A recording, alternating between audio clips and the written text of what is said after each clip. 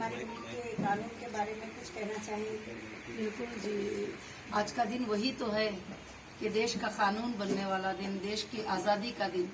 देश की आज़ादी में और इंडियन कॉन्स्टिट्यूशन में यही बताया है कि जो लोगों पर जितना भी जुल्म हो या कुछ भी हो, कानून तक आते हैं तो फिर कानून से बड़ा हिंदुस्तान में कोई भी नहीं है।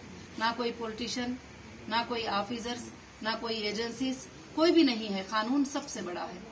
मुझे उम्मीद थी कि कानून में हमारी जरूर से जरूर जीत होगी और आज वही जीत का भी हमारा जश्न है। एक आज़ादी का जश्न भी है और हमारे जीत का भी हमारे लिए जश्न है कि अल्लाह रब्बुल आलमीन ने हमें बहुत बड़ी कामयाबी दी। मैं उस पर तो इंडियन कॉन्स्टिट्यूशन को सैल्यूट करती हूँ और जो ब्रदर अम्बेडकर ने जो हमारी उस कॉन्स्टिट्यूशन को बनाया और उसमें जो कानून बनाया और जो एविडेंस एक्ट लेकर आए, तो उसके अंदर जो है हर देश का नागरिक बहुत सेफ है। अगर वो परफेक्टली जाकर लड़ाई करेंगे तो जो भी इलीगल से जो लोगों को सताना चाहते हैं वो लोग तो बिल्कुल हार ही जाएंगे। और क्योंकि उनके जो प्रूफ नहीं होता है तो कोर्ट में कभी भी कोई बात नहीं।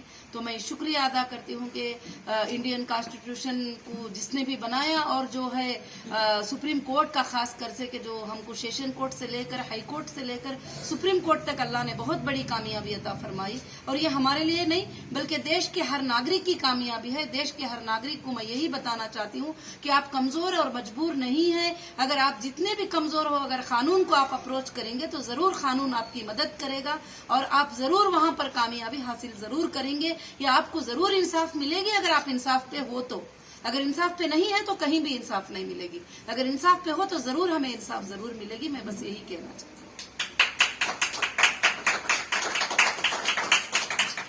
मैम एक और सवाल है कि जो हमारी कम्युनिटी के बारे में, जिस कम्युनिटी से आप बिलोंग करती हैं, मैं बिलोंग करती हूँ, हमारे दिल में एक हमेशा से डर रहता है कि 125 करोड़ की आबादी वाले कॉन्स्टिट्यूशन में अगर हम जाएंगे तो हमें यहाँ से क्या फायदे मिलेंगे, हमारे लिए क्या होगा। तो इसमें आप कुछ रोशनी डालना चाहेंगे? जरूर कि इंडियन कॉन्स्टिट्यूशन में मुस्लिम को अलग इंसाफ नहीं है, हिंदू को अलग इंसाफ नहीं है, क्रिश्चियन को अलग इंसाफ नहीं है। इंडियन कॉन्स्टिट्यूशन सबके लिए एक है, काले के लिए, गोरे के लिए, गरीब के लिए, अमीर के लिए, किसके लिए भी एक ही सजा है गुनाह में और किसी के लिए कम और ज्यादती नहीं है। कानून सबके लिए एक ही होता है और मैं इसलिए सबको ये कहती हूँ कि कोई भी वो फील करने की जरूरत नहीं है कि हम इस कास्ट से ही, हम इस मजहब से ही, हम इससे ही। मजहब अपने अपने घरों में अपनी जगह पे है। जहाँ देश का कानून आता है तो हम सब एक हैं, हम सिर्फ हिंदुस्तानी हैं, हम देश के नागरिक हैं बस। मैम जब हीरा ग्रुप की बात आती है तो हम महिला यानी वुमेन इनको पीछे नहीं रख सकते हैं और आप चूंकि इस वक्त पूरे इंडिया में नहीं पूरे इंटरनेशनल में एक एम्पावर्ड वुमेन यानी औरतों के लिए एक मिसाल बन के उठी हैं, तो आप औरतों को क्या कुछ ऐसा कहिए कि वो अपने अंदर की झिझक को निकाल के अपने टैलेंट को बाहर लाएं, उसके लिए आप क्या मैसेज देंगी? मैं बस तमाम औरतों को और महिलाओं को यही मैसेज देना चाहूंगी कि कोई भी औरत अपने आप को ये ना समझे कि वो कुछ नहीं कर पाती। अगर वो चाहती है, अगर वो हक पर है, अगर वो सच के लिए फाइट करती है तो वो दुनिया के हर कोने पर, हर मुकाम पर जीत हासिल कर सकती है। उसके अंदर इतनी बड़ी ताकत है। जब वो एक बच्चे को जन्म दे सकती है, उस बच्चे को परवरिश कर सकती है, तो फिर वो देश को भी परवरिश कर सकती है और वो इंसाफ को भी हासिल कर सकती है। और औरत नहीं है तो समझ जाओ कि दुनिया ही नहीं है। और वो औरत जो है वो औरत को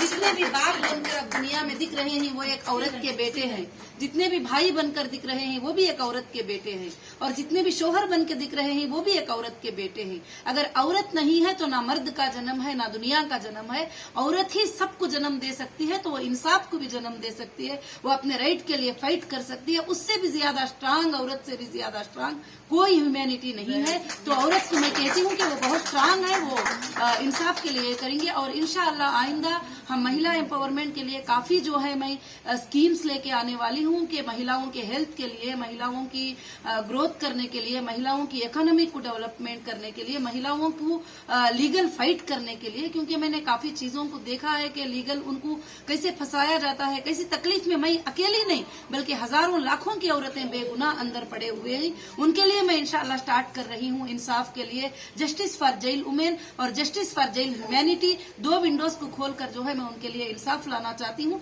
और जरूर से हर महिला देश की कि जब वो हिम्मत से रहेगी, अगर वो ला को एक बार पहचान लेगी, पढ़ेगी, मगर वो आड़े सीधे रास्तों में गए बगैर वो सीधा रास्ता कोर्ट को अप्रोच करेगी तो जरूर से जरूर जो है उसे फायदा है। जैसा 12 साल से हम लड़ते आए थे, आज ये 2 साल 3 साल की लड़ाई नहीं थी, बल्कि 2012 से लेकर आज तक सुप्रीम कोर्ट में फाइट किया, तो आखिर हक की जो है जीत ही हुई और बातिल की हार ही हुई। ये हमारे लिए खुशी है और ये हमारे लिए एग्जाम्पल भी है, सारे महिलाओं के लिए एक एग्जाम्पल है कि मुस्लिम कम्युनिटी में रहते हुए भी जब मैं ये लड़ाई कर सकती हूँ तो फिर आप सब पीछे होने की कोई भी जरूरत नहीं है। और बहुत सारे लोगों के जहन में यह रहता है कि मुसलमानों को इंसाफ नहीं मिलती है, मुसलमानों को ऐसा होता है, मुसलमानों को ऐसा कुछ भी नहीं है।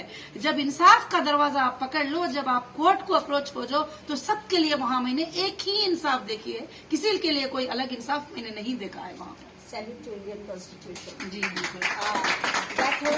मैम, जब इंटरप्रेनर यानी जब आप डॉक्टर नौहरा शेख की बात आएगी तो इंटरप्रेनरशिप की बात आएगी, यानी कि एक कंपनी, एक ग्रुप ऑफ कंपनीज को नेशनल इंटरनेशनल में चलाना और चला के दिखाना 18 साल, लेकिन कानून से उठ के फिर बाहर आना, तो आप जो है एज एन एंटरप्रेनर दूसरे बिजनेसमैन वुमेन को, खासतौर से एंटरप्रेनर वुमेन को देश की तरक्की में क्या मतलब कहना चाहेंगे कि उनको कैसे करना चाहिए कि इंडिया जैसे मुल्क को हम इंटरनेशनल में चमकाएं, आगे ले जाएं?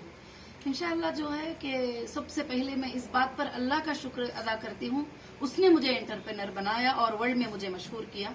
और उसके बाद मैं तमाम मेरे सपोर्टर्स का, मेरे फैमिली मेंबर्स का, मेरे हीरा ग्रुप फैमिली का मैं शुक्र अदा करती हूँ कि जिन्होंने आज तक भी मेरे साथ और सपोर्ट में खड़े रहे। और आज क्या है कि मैं औरतों को यही कहती हूँ कि तुम जिंदगी में कभी भी ऊपर जाओ, तुम्हें खींचने वाले, तुम्हें दबाने वाले, तुम्हें गिराने वाले जरूर आएंगे, मगर तुम कभी भी अल्लाह पर भरोसा रखते हुए, अपने कानून पे भरोसा रखते हुए आगे बढ़ोगे तो जरूर से जरूर जो है तुम्हें कामयाबी मिलेगी।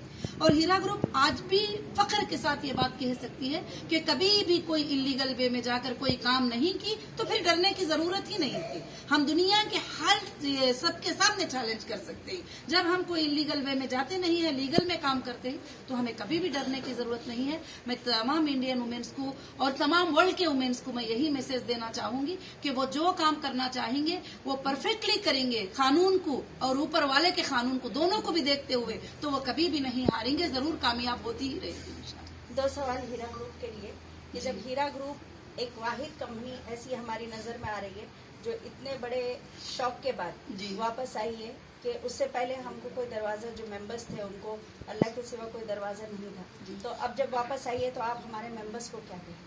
मैं मेरे मेंबर्स को तो हमेशा, उनको तो मैं हर वक्त दुआओं में, तहज्जुद में याद करती हूँ और उनके लिए मैं दुआएं करती हूँ।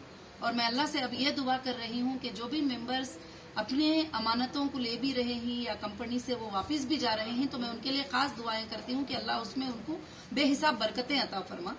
और दूसरी बात, मैं उनको जो मेंबर्स हमारे साथ में खड़े हैं, मैं अल्लाह से ये दुआ करती हूँ कि जो भरोसा करके ऐसी हालत में, जबकि समंदर में नाव जो है तीर रही है, ऐसी हालत में साथ में खड़ने को जो तैयार हो गए, अल्लाह तो उनको इतने बरकतें अता फरमा, इतने बरकतें अता फरमा कि उनकी नस्लें नस्लें नस्लें कभी भी जो है उनके नस्लों में कमी ना आए, बेबरकती ना हो, और ऐसी बरकतें उनको अता फरमा। और ऐसे जराये जो है हमारे को ग्रुप में जो है तू पैदा कर दे, तो अल्लाह ने वैसे जराये पैदा भी कर दिया है। आइंदा के कुछ दिनों में इंशाअल्लाह सारे लोग वो खुशखबरियां अल्लाह के फजल से जरूर से इंशाअल्लाह देखेंगे। हम थोड़ा सा देख रहे थे, आपकी वेबसाइट पे भी है और जगह पे देख रहे हैं कि गेट वन कॉइन, तो उसके बारे में आप थोड़ा सा बताइए कि कॉइन, क्योंकि हीरा और गोल्ड, हीरा ग्रुप और गोल्ड या नौहरा शेख, डॉक्टर नौहरा शेख और गोल्ड को अलग नहीं किया जा सकता। जी बिल्कुल। तो थोड़ा सा गोल्ड के बारे में आप बताएं। और माशाअल्लाह अल्लाह के फजल से अभी डिजिटल दुनिया आ चुकी है, फिजिकल बिजनेसेस बहुत कम हो चुके हैं, लोग ट्रैवल करना, उधर से इधर आना, डिलीवरी लेके जाना, ये सब कुछ पॉसिबल नहीं है।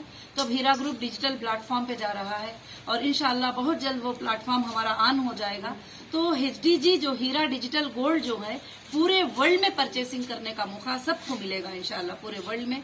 और अल्हम्दुलिल्लाह एक बड़े ऊंचे पैमाने पे गोल्ड के बिजनेस का ये टारगेट है और हम इस टारगेट को इंशाअल्लाह रीच करके अल्लाह के फजल से जरूर रीच करेंगे।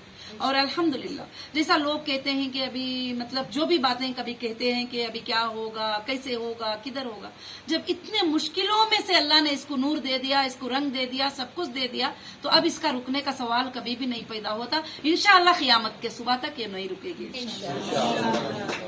मैं तमाम जो लोग यहाँ प्रेजेंट है उनकी तरफ से आपका बहुत बहुत शुक्रगुजार हूँ मैं। जी कि जज़ाकल्लाह। आपको आप लोग वक्त सब दी। आए अल्हम्दुलिल्लाह, और मैं भी बहुत शुक्रगुजार हूँ कि आप सब यहाँ पर आए हैं अल्हम्दुलिल्लाह। जज़ाकल्लाह। Thank you very much. अस्सलाम वालेकुम। मज़ीद खबरों के लिए जुड़े रहें हक़ की आवाज़ आपके साथ से। वीडियो को लाइक शेयर ज़रूर करें और चैनल को सब्सक्राइब करना ना भूलें।